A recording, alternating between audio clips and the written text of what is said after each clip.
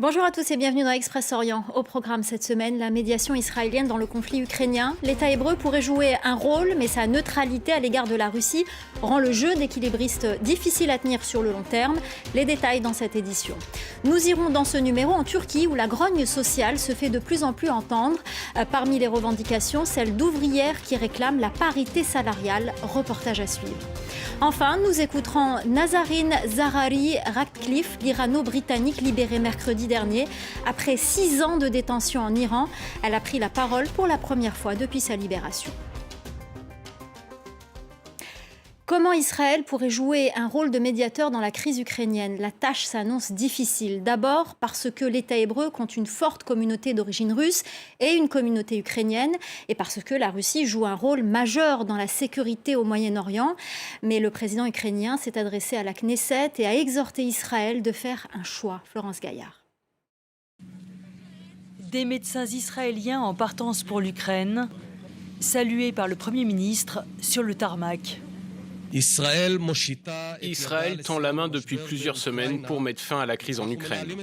Nous essayons de traiter cette crise avec tact, générosité et responsabilité et d'équilibrer des considérations diverses et complexes. Une déclaration qui répond à l'allocution de Volodymyr Zelensky devant la Knesset dimanche dernier. Le président ukrainien a demandé aux Israéliens d'imposer des sanctions sérieuses à la Russie. Il a également demandé au Premier ministre de mener personnellement la médiation. Le Premier ministre Bennett essaie de négocier avec la Russie et nous en sommes reconnaissants pour chaque effort, pour que nous puissions parler tôt ou tard avec la Russie, peut-être à Jérusalem. C'est le bon endroit pour parler de paix, si c'est possible. Officiellement, Israël se veut neutre et en communication avec les deux parties. Le 5 mars dernier, Naftali Bennett était à Moscou pour une réunion de 3 heures avec Vladimir Poutine au Kremlin. L'État hébreu est face à un dilemme. D'un côté, l'alliance historique avec les États-Unis qui soutiennent ouvertement l'Ukraine. De l'autre, le rôle que joue la Russie en Syrie et dans la sécurité au Proche-Orient. Pour l'instant, Israël continue son numéro d'équilibriste en condamnant la Russie sans lui imposer de sanctions. L'Ukraine, qui réclame des armes et des technologies de défense à Israël, attend toujours. Riyad Salameh, mis en examen ce lundi, le gouverneur de la Banque centrale libanaise est soupçonné d'enrichissement illicite. Une nouvelle accusation alors qu'il est déjà sous le coup d'une série d'enquêtes aussi bien au Liban qu'à l'étranger. Inès Olagaray. Les accusations se multiplient, mais Riyad Salameh, lui, reste imperturbable. Déjà sous le coup de plusieurs enquêtes pour soupçons de fraude et blanchiment d'argent, celui qui gouverne la Banque centrale libanaise depuis 1993 est maintenant accusé d'enrichissement illicite. Riyad Salameh nie tout en bloc, refuse de se présenter aux convocations de la juge anticorruption et dénonce un procès politique. Dans le cadre de la même enquête, son frère a lui été arrêté le 17 mars, soupçonné de l'avoir aidé à acheter de luxueux appartements à Paris. La décision d'arrêter Raja Salameh a été prise après que l'on a découvert un réseau de banques reliées à la famille Salameh pour blanchir de l'argent. Ils ont pris de l'argent à la Banque centrale libanaise et ont profité de leur pouvoir pour s'enrichir à travers des sociétés écrans. Depuis 2019, le Liban est plongé dans une grave crise financière. Les Libanais peinent à retirer de l'argent. La monnaie a perdu plus de 90% de sa valeur par rapport au dollar sur le marché noir. La population, prise à la gorge, accuse la classe politique et Riyad Salameh d'avoir plongé le pays dans la tourmente. Son patrimoine est estimé à plusieurs centaines de millions d'euros. Le Liban, la France et la Suisse enquêtent déjà sur lui depuis plusieurs années. Pourtant, Riyad Salameh reste en poste, bien décidé à aller jusqu'au bout de son mandat en 2023. On va s'intéresser à présent au printemps social que traverse actuellement la Turquie. De très nombreux mouvements font surface ces dernières semaines pour réclamer des augmentations, le droit de se syndiquer, mais aussi, vous allez le voir, l'égalité salariale entre hommes et femmes.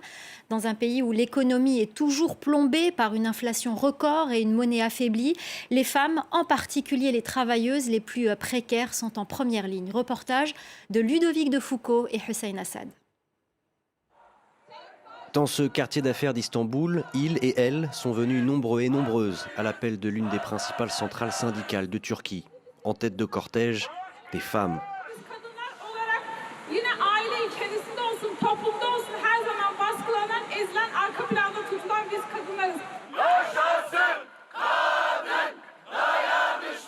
À l'origine de ce mouvement, le refus par la direction d'une société qui fabrique des composants automobiles d'autoriser leurs ouvrières à se syndiquer et la décision de les licencier sans indemnité. Parmi les travailleuses concernées, Rojbin nous donne rendez-vous devant l'usine quelques jours plus tard.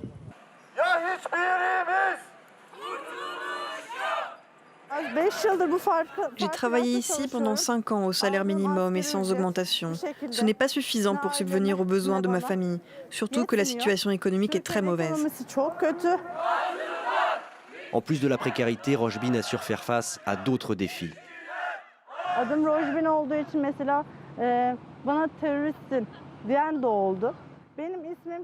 On m'a traité de terroriste parce que je m'appelle Rojbin. Mon nom est kurde, je suis de l'Est et j'en suis fière. Il y a plein d'usines, pas celle-ci mais d'autres, qui ne m'ont pas embauchée à cause de mon nom.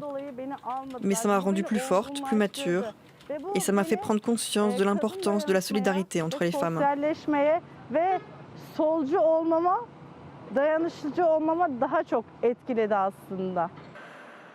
Dans les effectifs, il y a plus d'ouvrières que d'ouvriers. Et si, comme Betül, elles ont cherché à se syndiquer, c'est justement pour revendiquer l'égalité salariale.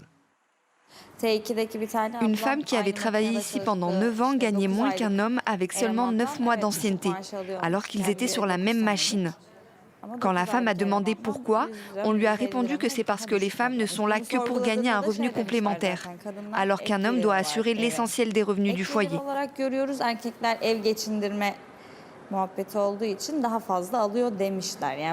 Selon les chiffres du syndicat, la situation s'est empirée pendant la pandémie. Quand 14% des Turcs étaient au chômage en 2020, seule une femme sur 4 était au travail. Comme Rojbin, Betül n'a pas vraiment de préférence politique, mais pour ses ouvrières, qui constituent traditionnellement un réservoir de voix pour l'AKP du président Erdogan, c'est sûr, un vent de changement s'est levé. Les premières déclarations de Nazanin Zaghari Ratcliffe après sa libération. L'Irano-Britannique, détenue 6 ans en Iran, où elle avait été condamnée pour sédition, a exhorté lundi Téhéran à libérer tous les otages injustement détenus. Âgée de 43 ans, Nazanin Zaghari Ratcliffe a été libérée mercredi dernier avec Anouche Achouri, un autre Irano-Britannique de 67 ans. L'écoute.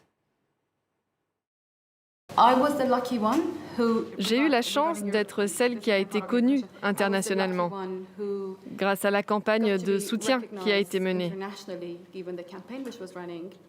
Mais il y a tant d'autres personnes détenues dont on ne connaît même pas les noms et qui ont été en prison plus longtemps que moi. Je pense que toute personne a le droit d'être libre et que la liberté doit être donnée à tout le monde. On part à présent à Haria, ville syrienne meurtrie par la guerre. Difficile de retrouver ses marchés et ses mosquées tant la guerre l'a éventrée. Aujourd'hui, de nombreux jeunes souhaitent reconquérir leur ville et la redécouvrir autrement. Ils s'adonnent au parcours, une pratique acrobatique qui consiste à franchir des obstacles urbains en sautant. Natacha Vesnich. Une ville dévastée, terrain de jeu de ces jeunes Syriens, adeptes de parcours.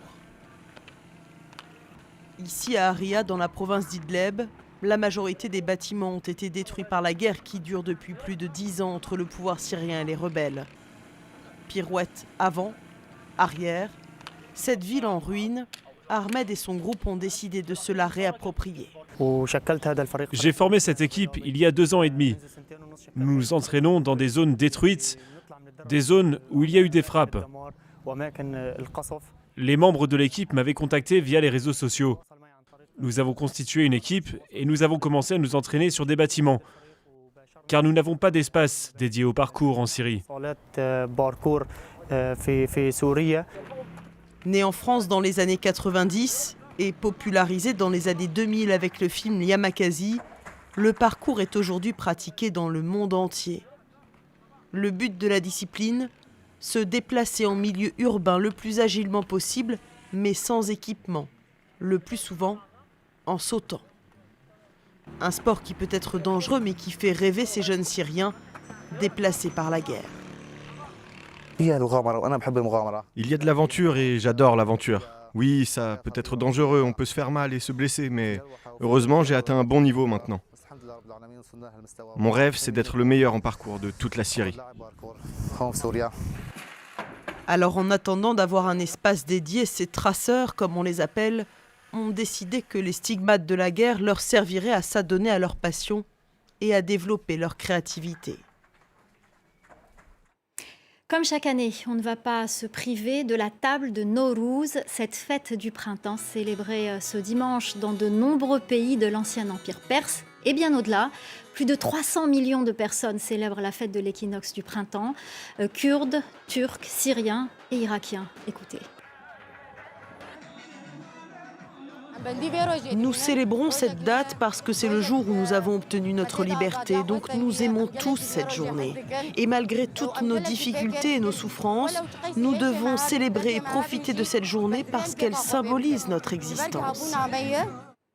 Voilà, et comme on dit en Iran, Eid Nowruzstan Mobarak, c'est la fin d'Express Orient. Restez avec nous, l'info continue sur France 24.